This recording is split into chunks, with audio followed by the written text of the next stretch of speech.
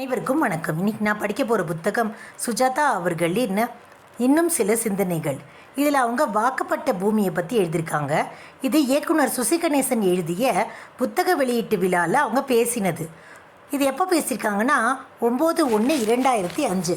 வாங்க என்ன பேசியிருக்காங்கன்னு பார்ப்போம். நம்ம சுசி கணேசனை எனக்கு 3 விதமாக தெரியும். ஒரு இன்ஜினியராக, ஒரு எழுத்தாளராக, ஒரு சினிமா இயக்குனராக. MITயில் எனக்கு அவர் மிக மிக சீனியர்.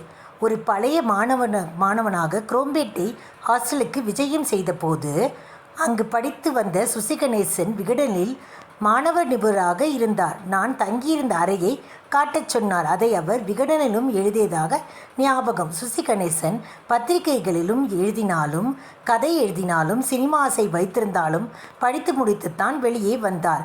MITயில் 50 ஆண்டு விழா கலந்து கொண்ட அப்துல் கலாமுக்கு வரவேற்பளித்தார். பிறகு சுசி கணேசன் மணிரத்னம் உதவி இயக்குனராக சந்தித்த போது அவருடன் கடு உழைப்பால் சினிமாவில் உத்திகளை தெரிந்து கொள்ளும் ஆர்வத்தை கவனிக்க முடிந்தது. அவருடன் இணைந்து உயிரே படத்தில் பணியாற்றிய தினங்களில் இவரிடம் மணி நிச்சயம் ஒரு படத்தை ஒப்படைப்பார் என்கின்ற உத்தரவாதம் தெரிந்தது. அதைத் தொடர்ந்து எல்லோரும் பேசக்கூடிய அளவில் விரும்புகிறேன் 5 ஸ்டார் படம் எடுத்தார். பாராட்டுக்கள், பரிசுகள் பெற்றார். ஒரு ஆசாமியால் எத்தனை தான் சாதிக்க முடியும் என்பதற்கு உச்சவரம்பு உண்டா என்று என்னை பலரும் கேட்டிருக்கிறார்கள். என்னிடம் அடிக்கடி கேட்கப்படும் கேள்வி, எப்படி சார் ஒரே சமயத்தில் ஆஃபீஸ் வேலை பார்த்துக்கிட்டு எழுதவும் முடியுது, எப்படி உங்களுக்கு டைம் கிடைக்குது என்பது தான்.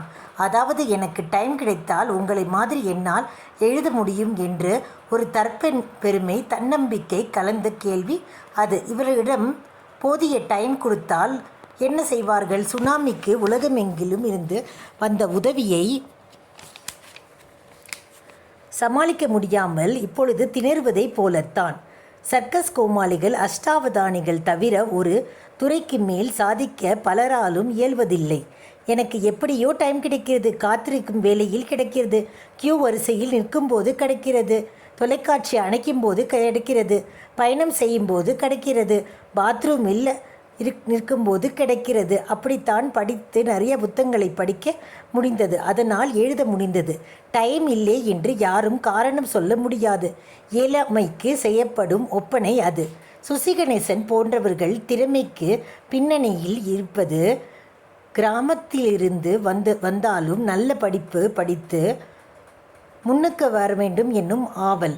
அதை செய்து முடித்து காட்டிவிட்டுத்தான் சினிமாவுக்கு போயிருக்கிறார். சங்க இலக்கியத்தில் திணை மயக்கம் என்று உண்டு. இவர்கள் எல்லாம் துறை மயக்கம் செய்தவர்கள். ஒருவரால் ஒரு துறையில்தான் சிறப்புடைய முடியும் என்று சொல்வதை போக்கி பலரை நான் சந்திருக்கிறேன். மணிரத்னம், உன்னிகிருஷ்ணன், சுசி கணேசன் என பலரை எடுத்து கொண்டாலும் ஒரு துறையில் ஃபால் ஸ்டார்ட் என்று சொல்ல முடியாது. ஒரு துறையில் துவங்கி நான் இங்கே விரயமாக என்ன செய்து கொண்டிருக்கிறேன், என்னிடம் அங்கல்லவா என்பதை உணர்ந்து துறை மாற்றத்துக்கு உடனே தியாகத்துக்கு தயாராகி மனம் கவர்ந்த துறைக்கு சென்றவர்கள். என் கேஸை எடுத்துக்கொண்டால் 2 துறையிலும் அரைக்குறையாக 40 ஆண்டு காலம் நிறைவு செய்து ஜல்லி அடித்து விட்டேன். இது வேறு கலை. வாக்கப்பட்ட பூமி. இது சுசி கணேசன் 1992இல் தினமணி கதிரில் தொடராக எழுதி கொண்டிருந்தார். கிராமங்களில் கலாச்சார வாழ்க்கை மாறுதலை பதிவு செய்ய எழுதப்பட்ட ஒரு கிராமத்து பயணக்கட்டுரை. முன்பு போல இளவட்டங்கள் பெரிய கற்களை தூக்கி காட்டி தம் திறமை கிராமத்து பெண்களுக்கு பெரியவர்களுக்கும் நிரூபிக்க தேவையில்லை. ரஜினிகாந்த் மாதிரி கருப்பு அணிந்தால் போதும் என்னும்போது கணேசனின் எழுத்தில் ஒரு நாஸ்டாலஜிக் தெரிந்தது. இது நல்ல எழுத்தாக, முக்கியமாக ஒரு அடையாளம். நமக்கெல்லாம் மாறுதலுக்கு ஒரு விலை தர வேண்டிய உள்ளது. To get something you have to give something. சொல்லப்போனால் இன்டர்நெட்டுக்கு தொலைக்காட்சி தொணப்பும் நாம் கொடுத்திருக்கும் மறைமுகமான விலை மிக மிக அதிகம். பழைய நாட்களில் பற்றிய ஏக்கம் நமக்கெல்லாம் உள்ளது. நான் டெல்லியில் இருந்தபோது பெட்ரோலின் விலை 95 பைசா, பால் 55 பைசா என்று இப்பொழுது புலம்புகிறேன். சம்பளம் 150 ரூபாய் என்பதை சொல்லுவதில்லை. ஆழமாக பார்த்தால் பழைய விஷயங்களுக்கு உண்டான ஏக்கம்